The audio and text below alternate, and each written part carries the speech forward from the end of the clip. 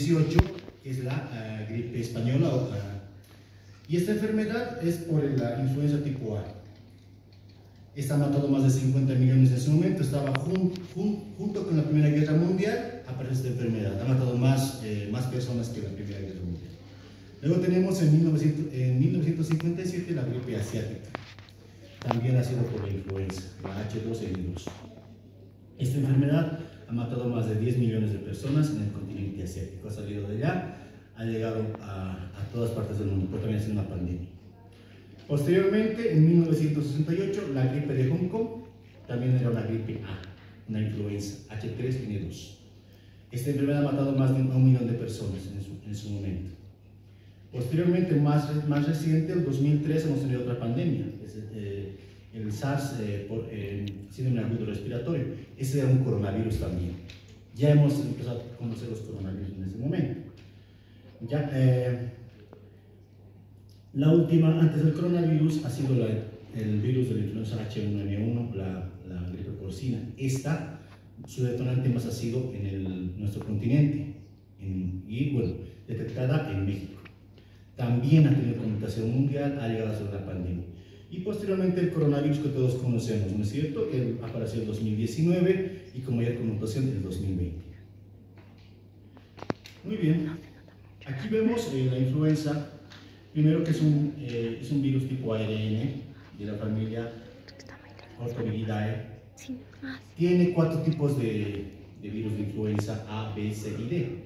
Las 2 primeras son entre humanos y también es zoonótica.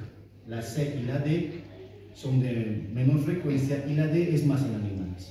Pero las primeras A y B son las que mayor connotación tienen. Y les diré una palabra, zoonótica. Esa palabra es constantemente utilizada en epidemiología. Prácticamente todas las enfermedades transmisibles son zoonóticas. ¿Qué quiere decir esto? Que se contagian del animal al humano. ¿No es cierto? Bueno, en lo que respecta a la influenza tipo A, tiene más de 130 combinaciones. Podemos ver que la hemaglutinina, que significa la H, tiene de 1 a 18 tipos. Y la neuraminidasa tiene 11 tipos. Entonces, se van mezclando y se van haciendo su clasificación de este modo, ¿no? Nosotros, como les decía, hacemos investigación constantemente sobre los tipos de influenza que tenemos en cada periodo epidémico. Hablamos de periodos epidémicos en un transcurso del tiempo.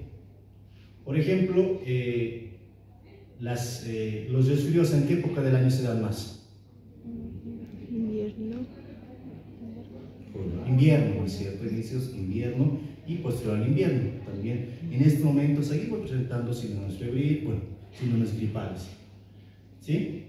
Y podemos ver en esta figura, por ejemplo, cuáles son los virus más presentes.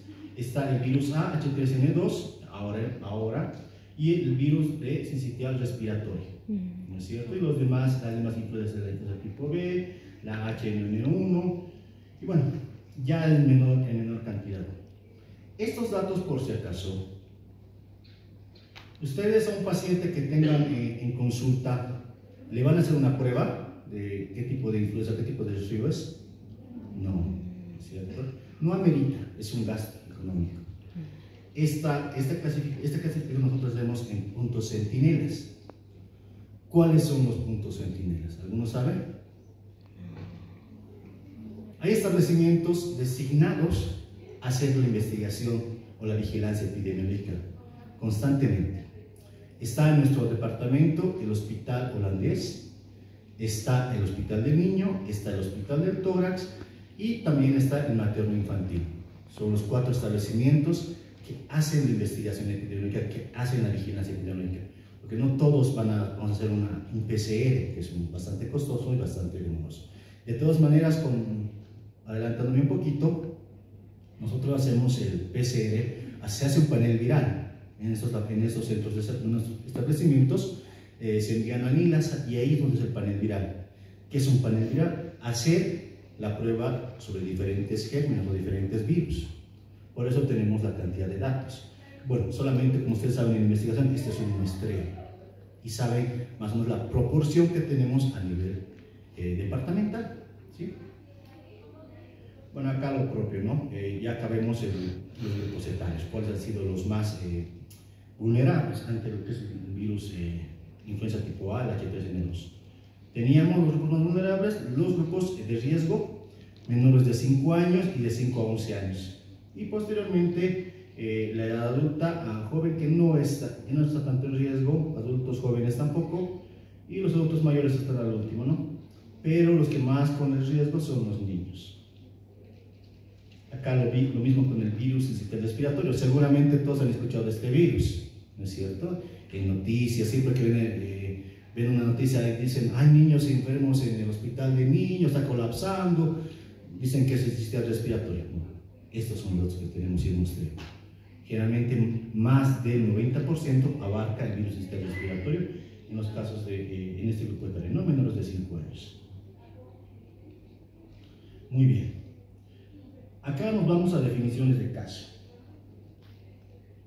Nosotros manejamos el IRAC, la infección respiratoria aguda grave, porque los resfriados comunes, bueno, son constantes, pero los graves son los que más nos interesan, los que tienen connotación epidemiológica y connotación social, ¿no es cierto? Acá vemos que tiene que haber, para definirlo como caso sospechoso, tiene que haber tos durante los últimos 10 días. Tiene que haber un caso de infección respiratoria, una dificultad respiratoria y necesidad de hospitalización. Para hablar de un IRAC, el fundamental es la necesidad de hospitalización, ¿sí? Bueno, luego tenemos los casos de EPI, enfermedades tipo influenza. Son estas enfermedades las que nos pueden llevar a diagnósticos diferenciales. Por esta misma ETI tenemos un coronavirus. Esto no es a nivel nacional, es a nivel global. Entonces hacemos la vigilancia. Cualquier caso inusitado es una ETI. Un caso, por ejemplo, del coronavirus, que se ha presentado en Wuhan, todos sabemos la historia, ¿no es cierto? En 2019 ha habido neumonía, era inusitado, no era algo que está con lo que se conocía. Entonces ya se ha vuelto una ETI y después se ha identificado el virus responsable. Tenemos que tener todos estos datos, ¿no? Generalmente, en este caso, agarramos a toda esa población que hemos hablado en los IRAC, pero además añadimos al personal de salud. Porque nosotros, algo que ustedes más como nosotros, somos los que estamos en contacto con los pacientes. Y somos los que estamos en riesgo de contagio, no solamente de las infecciones respiratorias, también las enfermedades virales. Las que generalmente nos provocan problemas son las virales. A ver, si ustedes tienen un poquito de conocimiento, me imagino que saben algo del 2019, lo que ha pasado en Caranavi con una compañera suya. Sí. ¿Qué enfermedad era? Arenavirus, ¿no es cierto? El arenavirus, nosotros lo conocemos como Chaparral. Es un virus, es una variante del arenavirus. No es machupo, por si acaso. Es otro, bueno, es de la misma familia, pero es otro tipo. Es el Chaparral, nosotros lo conocemos. ¿Sí? Bueno, la parte clínica no la voy a abordar mucho. Ustedes ya la saben, la conocen por el pregrado. Vamos a hablar del tema de diagnóstico, el laboratorio. Lo que nosotros manejamos en las enfermedades de infecciones respiratorias, manejamos lo que son las pruebas rápidas, ¿no? Eso es de inmunocromatografía. Esta nos da el diagnóstico presuntivo en minutos, ¿no es cierto? Seguramente, me imagino que la mayoría de acá se ha hecho una prueba de coronavirus, una prueba rápida, ¿no es cierto? Esa es una prueba rápida, un test rápido. Luego tenemos otra, la inmunofluorescencia, o la IFDA, ¿no? O también la ELISA, esto ya por una prueba sanguínea. Demora un poco más, no es específica, pero nos da un diagnóstico, ¿no? Presuntivo ya por los anticuerpos presentados en la persona. Y lo que más nos da el diagnóstico o confirmación de diagnóstico es el PCR, el RT en tiempo real. Y como les decía, nosotros mandamos las muestras y el laboratorio de referencia departamental que hace el INAS, es el único que hace el panel viral, miento, también lo hace el materno infantil en su laboratorio. Tienen el panel viral y hacen el reporte. Aparte de estos dos, no existe otro en el departamento. Bueno, en el tratamiento generalmente es sintomático, ¿no es cierto? Cualquier tipo de resfriados. Pero cuando tenemos un diagnóstico ya presente con la influenza, y sobre todo en pacientes graves, usamos lo que es el oseltamivir en estas dosis. Sí, está presente en comprimidos o de 75 miligramos. Bueno, pueden ver la dosis de tratamiento. Muy bien, ahora sí, vamos a hablar sobre lo que es el coronavirus, el SARS-CoV-2. Esta foto seguramente todos la debemos recordar, ¿no es cierto? Las calles vacías, los oficiales tanto del ejército, policía, pedían el carnet de identidad para ver si te correspondía el día de salida, ¿no es cierto? Bueno, nosotros hemos tenido aproximadamente a nivel Bolivia más de 1 millón de casos, 1.200.000 casos positivos de coronavirus. A nivel departamental, hasta la fecha, hasta la semana 44, creo que sí, hasta la semana anterior, hasta el día sábado pasado, hemos llegado a contar un total de 228.304 casos de coronavirus. ¿Sí? La mortalidad alcanzó en un global de 3.163. Esto nos da una tasa global de 1.4, pero en las últimas olas, ya con los trabajos realizados, hemos bajado al 0.1% de mortalidad. Incluso eso va en descenso, ¿no? Bueno, entendemos que el coronavirus tiene un periodo de contagiabilidad. Va 2 días antes de presentar los síntomas hasta los 5 días. Generalmente después de los 7 días a 10 días no es contagioso, si es que el paciente no empeora. Pero si el paciente empeora y es hospitalizado, sí es más contagioso. Los grupos de riesgo: obesidad, mujeres embarazadas, enfermedades autoinmunes, hipertensión. Y bueno, el cuadro clínico que también ustedes ya seguramente lo conocen muy bien, ¿no? Con todas sus variantes, con deposiciones, la falta de apetito, la disminución del olfato, todo aquello. Bueno, lo que les mostraba, ¿no es cierto?, la situación epidemiológica del departamento. En la última semana epidemiológica, la semana 44, son estos los casos. Teníamos 3 casos confirmados, recuperados 12, no había ningún fallecido. La tasa de recuperación al momento es del 98%. La tasa de letalidad en el global, recalco esto, es 1.4. De todas maneras, la tasa de mortalidad a nivel internacional estaba al 2%, ¿no es cierto?, en el global. Y ahora ha bajado al 0.01%. Bueno, aquí vemos los municipios más afectados. De todas maneras, La Paz y el Alto, por la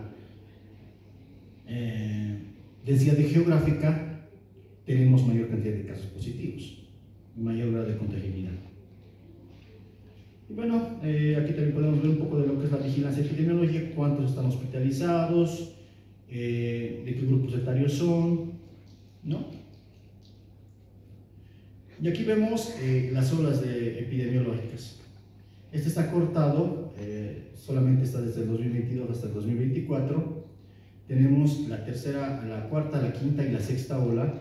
Las demás no han sido catalogadas como olas porque no han sido significantes en su presentación. El tratamiento obviamente para la enfermedad en sí es sintomático en el 90%, más del 90% de los casos, pero si queremos utilizar algunos medicamentos, están los mencionados acá, con especial énfasis en el molnupiravir, el último medicamento que hemos llegado a contar en el departamento de La Paz. Hemos contado con el medicamento, se usa 800 miligramos diarios, puede ser tomado en 2 dosis de 400 miligramos por 7 días.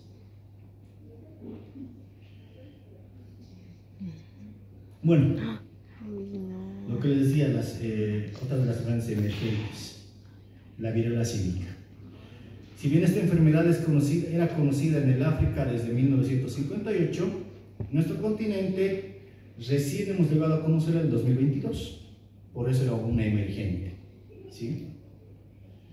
¿Cómo catalogamos a las reemergentes? Bueno, las reemergentes, ¿por qué se catalogarían reemergentes? Primero que es emergente. Porque en un momento han bajado tanto la frecuencia que no han sido significativas y han vuelto a aparecer. En nuestro país, bueno, en nuestro departamento, por ejemplo, la fiebre amarilla es reemergente. Sí. Teníamos, bueno, me imagino que ustedes eran más jóvenes, en el 2007, yo estaba acá en la universidad, ha habido una gran campaña nacional de vacunación contra la fiebre amarilla. Acá en la universidad teníamos gente vacunándonos. Del 2007, 2008, 2009, ya no había casos de fiebre amarilla, hasta que ha vuelto a aparecer el 2015. El 2015 ha vuelto a haber un brote, otro brote, otro brote. ¿Y esto a qué se debe? No se vacuna. Lamentablemente, les decía, el 2007 había una gran campaña nacional de vacunación. Hemos alcanzado datos históricos de vacunación, más del 90%. La OMS nos indica que debemos llegar al 95% de vacunación para que nos catalogamos como exitoso la campaña. Mientras no lleguemos al 95%, no es exitoso. Y un 5% es una gran cantidad de población. Imagínense, nosotros siempre pensamos en esto. En 2018, del 100% de niños menores de un año que se han vacunado, ha sido 70%, me queda un 30%. Póngase, si eran 100 niños, 30 no se han vacunado. Esa bolsa se hace más grande cada vez. ¿Cierto? Esta enfermedad, la viruela símica, teníamos la protección de la vacuna contra la viruela clásica, ya que nos protegía. En su momento, en 2022, cuando hemos tenido el brote, no teníamos esta vacuna. Solamente se había dado hasta 1980. Y el resto de población, bueno, y en ese momento se ha indicado que se ha erradicado la viruela clásica. Y el resto de población estaba indefensa, ¿no? Esto es un poco de la historia que les comentaba desde 1958. Hay dos tipos de clados de la viruela, el clado 1 y el clado 2. Cada uno tiene sus variantes. Clado 1A, clado 1B, en el clado 2 lo mismo, A y B. En este caso, el clado 1, que es del África Occidental, el clado 2 del Congo, del África Central. La diferencia en ambos es que una es más de mayor mortalidad o morbimortalidad y la otra no. Ahora les voy a explicar por qué. En la parte de epidemiología vemos que hay incubaciones de 6 a 16 días, aunque puede variar entre 5 a 21 días. La transmisión es por contacto directo o indirecto con sangre, fluidos corporales, de las lesiones de la piel o de la mucosa de animales infectados. El contacto estrecho entre personas por secreciones infectadas de vías respiratorias, gotitas respiratorias o lesiones cutáneas, además de otras secreciones mucosas, pueden llevar a contagiar de manera más sencilla. También se puede transmitir por inoculación, bueno, eso ya como más de historia, ¿no? Aquí vemos los tiempos. Los primeros días son de incubación de 0 a 12 días, puede durar. La fiebre de 12 a 16, el rash y la lesión cutánea, que va a llegar a los 16 días. La transmisión es escasa. Desde la baba de los radio es menor a 1. Esto solamente lo han escuchado en salud pública. Cuando es menor a 1, no es tan transmisible, o es poco transmisible. Mayor a 1 es transmisible en peligrosidad, como las infecciones respiratorias. En este caso no.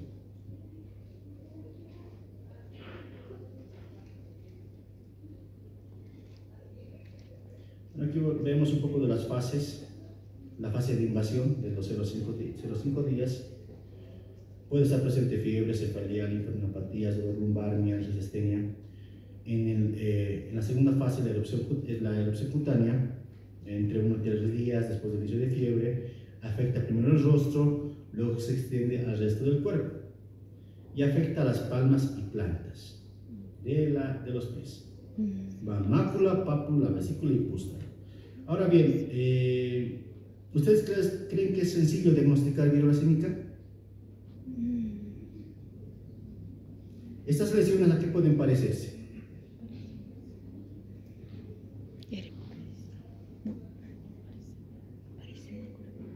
Los primeros casos que teníamos en el departamento de La Paz eran con sospecha de varicela, pero teníamos los nexos epidemiológicos. Ustedes en su práctica profesional pónganse siempre en contexto del nexo epidemiológico.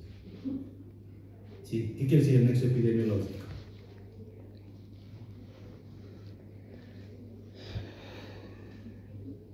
¿A qué llamamos, o qué podemos llamarle nexo?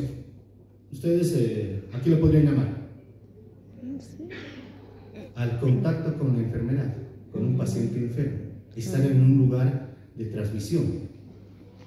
En el caso, por ejemplo, de dengue, que es lo que yo manejo actualmente, si tengo un paciente con fiebre que me llega al hospital, qué sé yo, ustedes hacen prácticas acá en hospital de clínicas, hospital de Obrero, me imagino, en otros hospitales de la ciudad de La Paz, ¿no es cierto?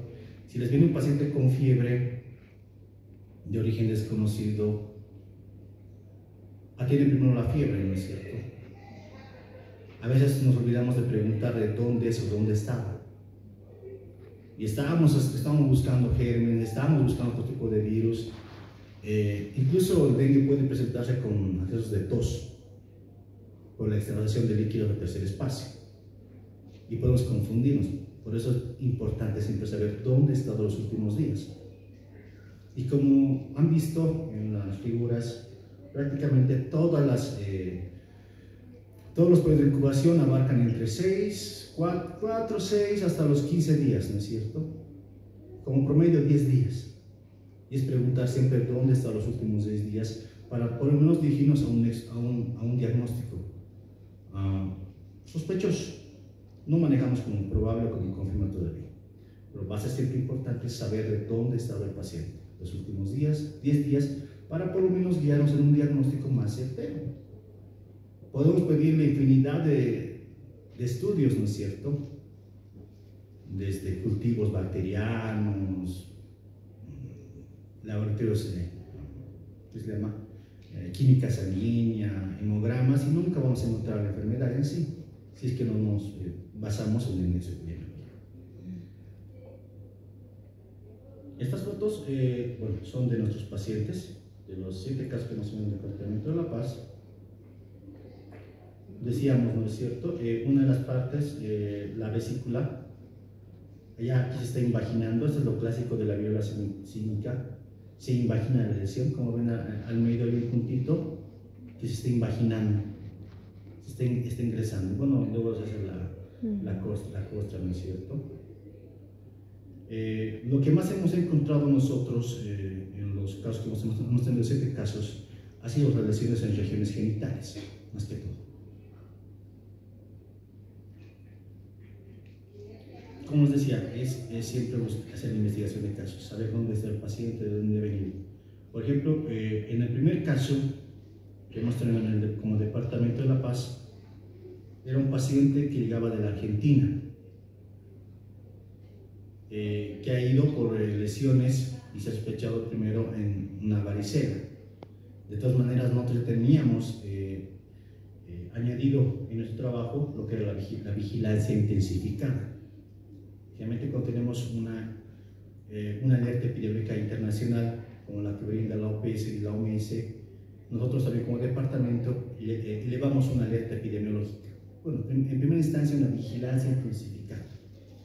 Cuando ya tenemos un caso, hacemos la alerta epidemiológica. En todos los casos, en viruela símica, cuando tenemos fiebre amarilla, cuando tenemos arenavirus, cuando tenemos hantavirus, cuando teníamos el coronavirus también, bueno, toda enfermedad tiene su atención. Bueno, esto es la parte que hacíamos en lo que respecta a la vigilancia, ¿no es cierto? Hasta el 2022, hasta septiembre, se ha detectado el último caso, eran los 7 casos confirmados, todos de sexo masculino. Más del 90% había tenido contacto sexo entre hombres. Uno de ellos había asistido a un centro de un genocidio. Por eso también que los grupos etarios vulnerables llegan a ser, primero, el personal de salud, grupos de riesgo siempre, porque nosotros atendemos a los pacientes y estamos en contacto con ellos estrecho. Después la familia del paciente positivo, en este caso también estaban las personas que tienen sexo entre hombres y las trabajadoras sexuales. Esa es parte de nuestro nexo epidemiológico acá. Entonces, les decía, ¿no es cierto? No siempre es fácil diagnosticar. Y en este caso tenemos que sospechar de otras enfermedades más. Les hablaba de la varicela. ¿Qué más podríamos sospechar? Todas las enfermedades exantemáticas son diagnósticos presuntivos. ¿Cuáles están dentro de las exantemáticas? Sífilis.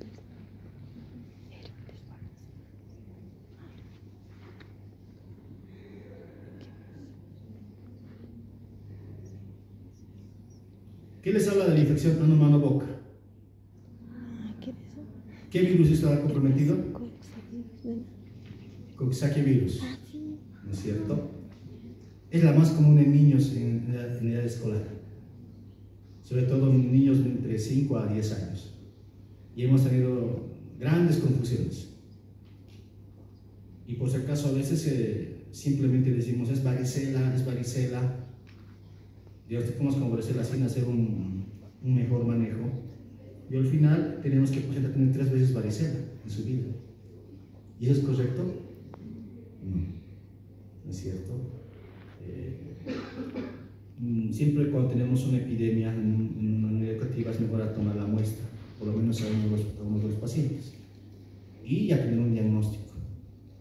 Y por nexo el resto no se le hace. Entonces, porque se supone que se ha sido contagio dentro de la unidad educativa y está el gen identificado. ¿Sí? La prueba de laboratorio que se hace es el PCR en este caso. Les decía la definición de caso. Esta definición de caso generalmente se marca en todas las enfermedades contagiosas. Caso sospechoso, caso probable y caso confirmado. Caso sospechoso cuando tiene los síntomas y tiene nexo. Caso probable cuando tiene nexo y está en contacto con un paciente positivo. Y el caso confirmado cuando se ha confirmado laboratoriamente. Esto aplica generalmente en todas las enfermedades. Caso sospechoso, caso probable, caso confirmado. Ustedes seguramente cuando hagan tanto su rote hospitalario o clínico o cuando hagan su rote en la provincia, cuando estén solitos en su comunidad, elaboran la ficha epidemiológica y notifican el cuadro. Todos son de medicina, ¿no es cierto? ¿Han llenado alguna ficha epidemiológica en algún momento? ¿Conocen las fichas epidemiológicas? ¿Han visto alguna? Entonces han debido ver que en la parte superior siempre está caso sospechoso, caso probable, caso confirmado. De primerito, sea la ficha de rabia, sea la ficha de fiebre amarilla, sea de dengue, sea de influenza, siempre están los nexos y los casos, ¿no es cierto? Muy bien. El tratamiento, como todas las virales, es sintomático. ¿Sí? Bueno, les comentaba que en principio en 2022 no teníamos la vacuna contra la viruela símica.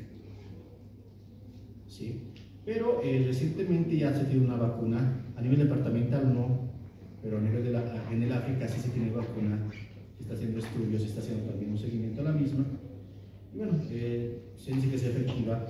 De todas maneras, les comentaba sobre la vacuna contra la viruela clásica, que es decir, que protege más de un 90% también contra la viruela símica. Pero, como nosotros, porque también me uno a ustedes, porque no he nacido antes del 80, no me he vacunado contra la viruela clásica, también estoy desprotegido contra la viruela símica, ¿sí? Y les hablaba de los grupos de riesgo, ¿no es cierto? Bueno, y esta es la ficha de la viruela símica. Nosotros cuando tomamos la muestra, tomamos, en este caso, diferentes muestras. Primero, un hisopado nasofaríngeo. Luego, ¿qué más deberíamos de tomar? ¿De la muestra? Muestras de las lesiones, de la vesícula y del líquido, y de la costra, si aquí hay costras. Además de, ¿qué más? ¿Qué más piensa? ¿Sangre? Hemos dicho diagnósticos diferenciales, ¿no es cierto? Había, bueno, también está el sarampión como diagnóstico diferencial. También la rubiola. Estos se diagnostican mediante sangre. Entonces, como muestras de sangre más. Cuando si llegan a tener un contacto con un paciente con sospecha de viruela símica, entonces ya saben, nasofaringea como en el COVID, en un medio de transporte viral, después el líquido de las lesiones vesiculares, la costra y por último sangre. ¿Sí? Bueno, muchas gracias por la atención.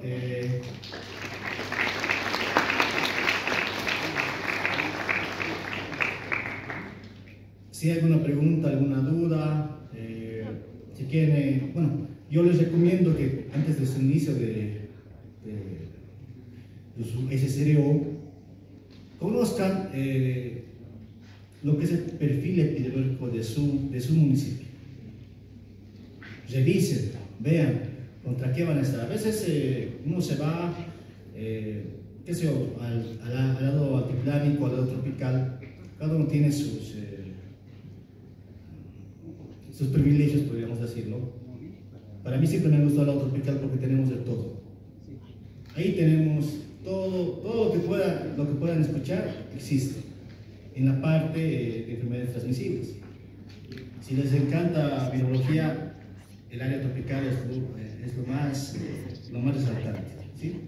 Bueno, si hay alguna pregunta, adelante. Cuando se detecta la viruela del mono, ¿puede haber transmisión por comités? Sí. Decíamos, todas las secreciones pueden ser transmisibles. Además, el contacto estrecho, ¿no es cierto? Bueno, cuando una persona con viruela símica tiene que tener cuidados, por ejemplo, el domicilio cuidados dentro del domicilio y con las personas de contacto. Cucharas que se puedan usar, el mismo inodoro que se pueda usar, tiene que ser limpiado, ¿no es cierto? ¿Alguna pregunta más? Adelante.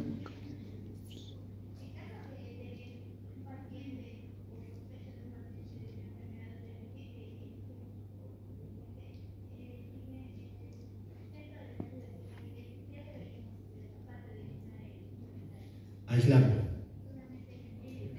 en el centro de salud. La primera intención ante cualquier enfermedad transmisible, si no tenemos un diagnóstico claro, es el aislamiento. ¿Sí? En el caso, por ejemplo, del arenavirus, sí tenemos que tener mucho cuidado en aislar al paciente. Y bueno, en sí, con todos los pacientes, nosotros tenemos que cuidar bioseguridad. Les hablaba un poquito de la compañera del 2019, ¿no es cierto? Que también era de aquí de la facultad. Lamentablemente no tenían cuadros de esta magnitud en ese momento, o hasta ese momento se desconocía. A veces los médicos nos creemos inmunes a todo. Entramos y queremos hacer la revisión de todo. Vamos sin barbijo, sin guantes. Abra la boquita, le vamos a revisar, tomamos los signos vitales sin la mayor cuidado. Bueno, eso pasaba en mis tiempos, ¿no? Ahora creo que ya ha mejorado aquello, pero bueno, es siempre importante que ante cualquier paciente con síndrome febril y con un nexo epidemiológico importante, tengamos los cuidados respectivos de bioseguridad. El COVID nos ha enseñado muchas cosas y yo creo que tenemos que mantener esta actitud.